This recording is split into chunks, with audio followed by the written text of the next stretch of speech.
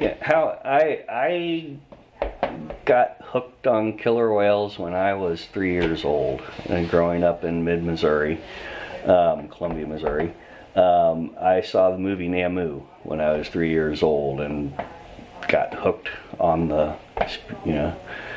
on killer whales as a little kid, and just, I was a kid in the 70s, so I just did what I could to find what little there was out there at the time. I had a subscription to the National Wildlife magazine, and it had an article on killer whales in it. In 1978, I would have been 5th grade, I think, 11 years old in 78. And the very first picture in it was a picture of J3, old male that was in front of Seattle, and the picture was taken by Ken. And I, first heard about Ken when I was 11 years old in that article, and J3 became my favorite whale. I went on my first whale watch trip in 1984 on a 9-day trip to Johnson Strait to saw northern residents up there, and came home. Really thought, well, I know nothing about boats, and I should know something if I'm going to work with if I work with whales. I had no idea how it was going to work, but when I was still in high school, I joined the Coast Guard Reserve just so I could learn how to tie knots. Anyway, and then I had applied for an internship with the Whale Museum, and Ken was doing earth watches by that point, and I kind of had the earth watch as a kind of plan B, and luckily I did not get the internship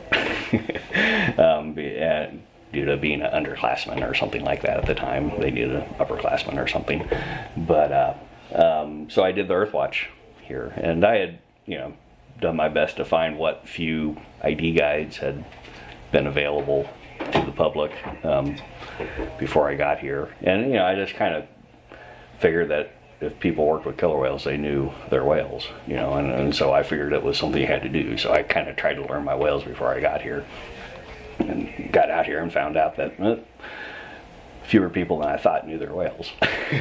But as an earth watcher, I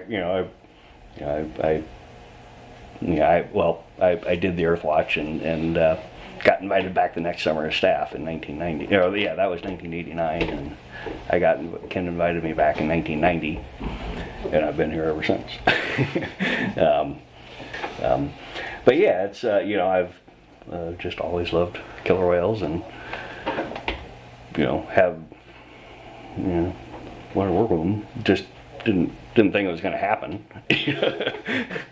But found a niche, in photo ID. Just happened to be good at telling whales apart.